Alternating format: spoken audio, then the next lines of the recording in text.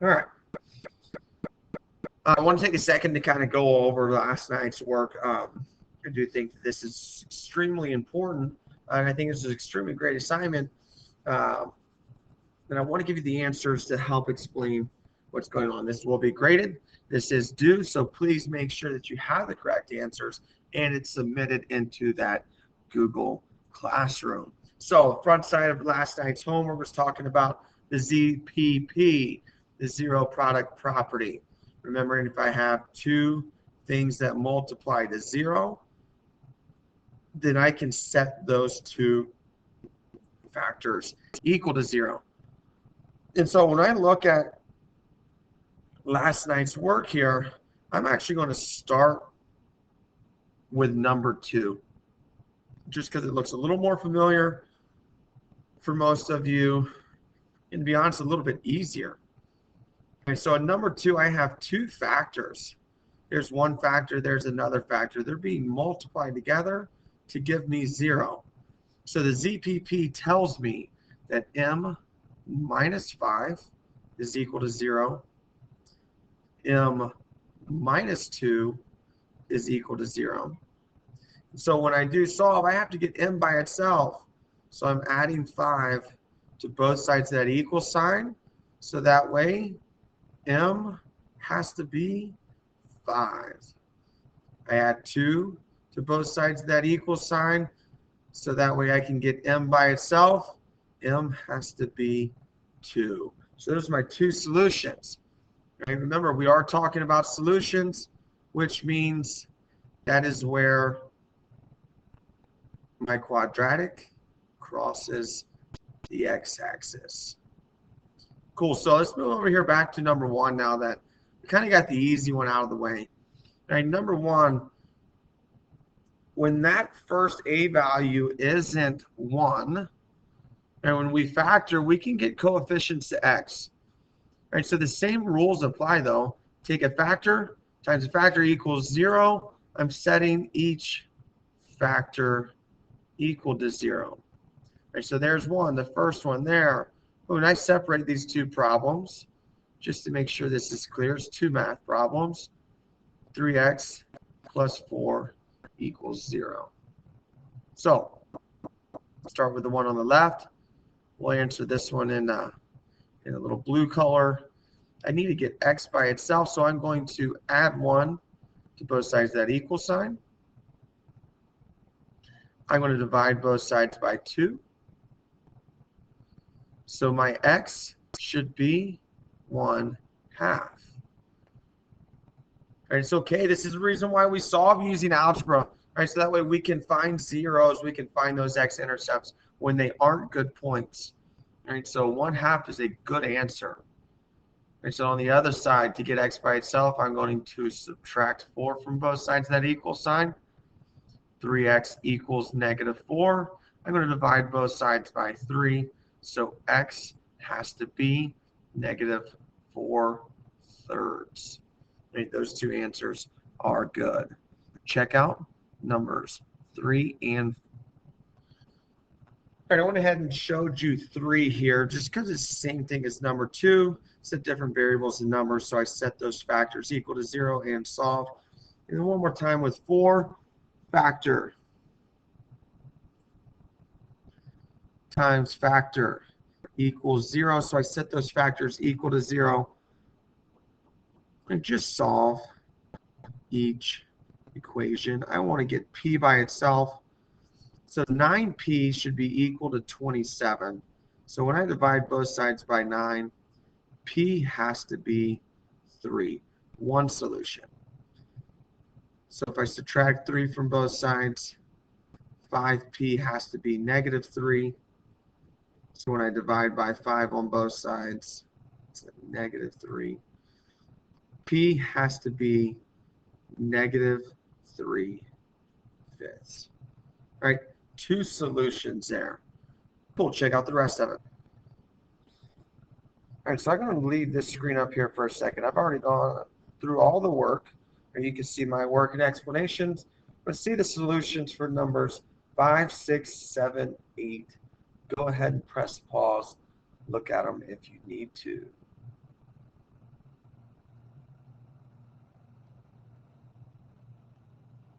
All right, so as you see the last two answers here, the last two questions on the front side, zero product property, two things that multiply together that equals zero.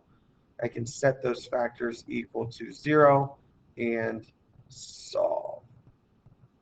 Cool, press pause if you need to. And once you're done, flip that over to the back side. Let's start talking about factoring. And so understand this week we've talked about factoring these quadratic trinomials. And as we factor a quadratic trinomial, we're trying to get ax squared plus bx plus c. And we want it to look like two binomials multiplied together. But when we add this keyword solve, solving means we need to set it equal to zero so we can use the ZPP just like we did on the front side. So the only thing that I'm looking for, I know we've talked about using the X method, we've talked about finding all the factors, but ultimately, like in question number one, I should be able to find factors of C that add up to B. Right, the factors of B squared are B and V. So what multiplies together to give me 6, but adds to 5 should be a positive 3 and a positive 2. Now notice I'm trying to solve, so it needs to be equal to 0. So I can set each factor equal to 0. My two solutions, V equals -3 and V equals -2. Cool. So bounce on over here to number 2, where you should notice that something looks a little bit different. Right? It's not equal to 0. Also, I don't have that trinomial look. And so things have to be fixed. And y has to be 0. So I need to take that 4 and move it to the other side of the equal sign. Right, so since that is a positive 4, I'm going to subtract both sides by 4. And in doing so, I wind up with that quadratic trinomial. Right, that quadratic trinomial can be factored. And when I start seeing these negatives and things get a little out of whack, please, this is why I gave you guys the resources. Like draw the X. I want to know what are the factors of a -4 that add up to a -3. So -4, -3. To multiply two things together to get a negative number, that means one of my factors has to be positive, one has to be negative. Right, so the factors of -4, right, 1 and 4, 2 times 2, right, so 1 and 4, look, if I subtract them, a -4 and a positive 1 multiplied to -4, add a -3, those two work. Remember, equal to 0, so I can solve. X should be -1. X should be positive 4. Those are my two solutions. Check your other. All right, so check those answers here with my work in number 3. All right, number 3 is a little tricky. And I see it's equal to 0, but I don't have that C term. So if there is no C term, it is 0. So what are the factors that multiply to 0? Well, 4 and 0. That adds up to a positive 4. And it tells me that factor is 4. And so everything, the same rules apply. W plus 4, W plus 0. I should have my solutions. All right, and the same thing with number 4. I know my answer, the product, it should have two factors. -6 times a -2 gives me a +12, but adds together to -8, so I can solve. And so I went ahead and answered 5, but I want to take a second to talk about question number 6 here. We know how to factor when we have a quadratic trinomial, and we've talked about it has to be equal to 0. All right, and I see number 6a, it's not equal to 0, so I need to make sure I move that 99 to the other side. But I also see that I don't have that quadratic trinomial look.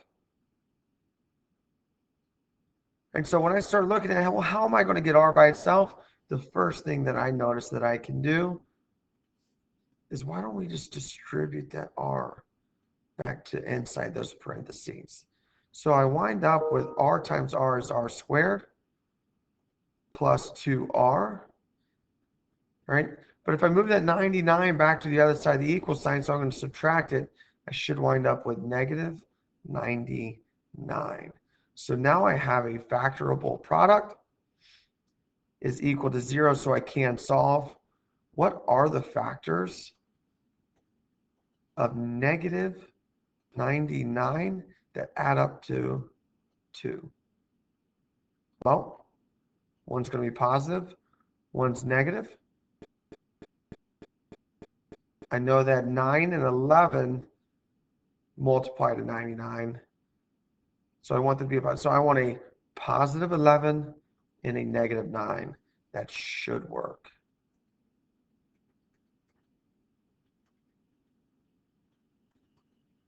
Both are equal to 0, so I'm setting factors equal to 0.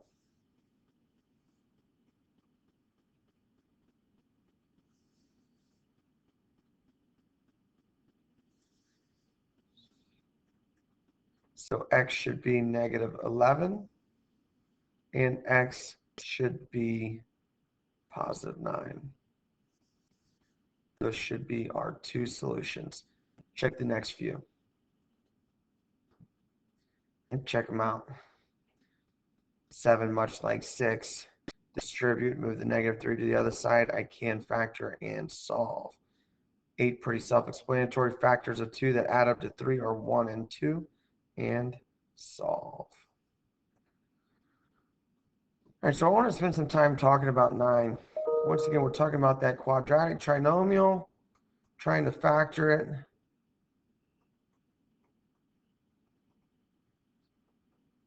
And solve. So it needs to be equal to 0. Well, I look and I say, all right, well, I got an m squared, so I know it's a quadratic. It's equal to 0, but I'm missing something. Notice what piece is missing. The part with the x. Right, so when we talk about factoring, I'm trying to find the factors of c that add up to b. Right, I know what c is. C is -81. But if there is no b, b is 0.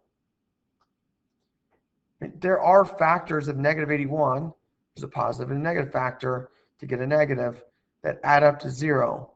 9 and 9. I can still factor m plus 9 and m minus 9. Still works. All right, so when I said equal to 0,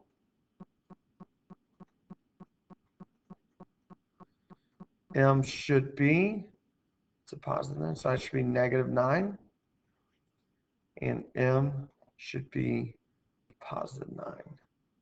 Cool. Make sure this will be graded. It needs to be submitted into the Google Classroom today.